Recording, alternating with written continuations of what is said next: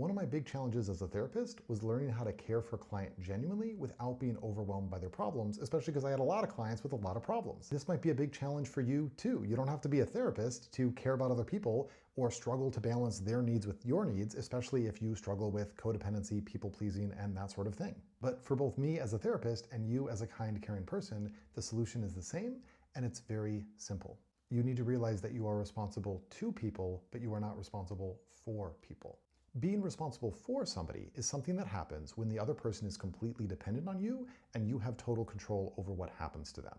If you are the parent of an infant, you are responsible for that baby because the baby can't be responsible for itself. If you see an unconscious car crash victim on the side of the road, you are responsible for getting that person help because they can't do that for themselves. But if you're in a relationship with another adult, you are not responsible for that person. They are responsible for themselves because they are the ones that get to make choices for themselves. You do not get to control what they do, they get to control that. What you can control is your own actions, and that's where the responsibility to part comes in.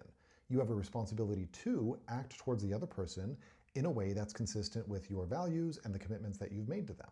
So I'm responsible to give good therapy to my therapy clients because that's what I've committed to do for them, but I'm not responsible for their overall well-being, and I'm also not responsible to do things that I haven't committed. If they want me to come over and help them move, I'm gonna say no, partially because that's inappropriate for a therapist to do, and partially because I haven't agreed to that.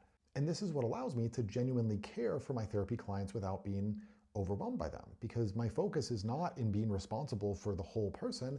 I am just focused on doing what is within my control, giving them the best possible therapy that I can. And when I know that I've fulfilled my responsibility to them, then I can rest easy and I don't have to worry about it. And so for you, you need to decide what it means to be a good friend or partner or teammate or whatever role you're in with that person, and then do that. And as long as you have fulfilled your responsibility to them, then don't worry if they don't have the reaction that you expected. Don't worry if the outcome is not what you were hoping for, because you don't have responsibility for that.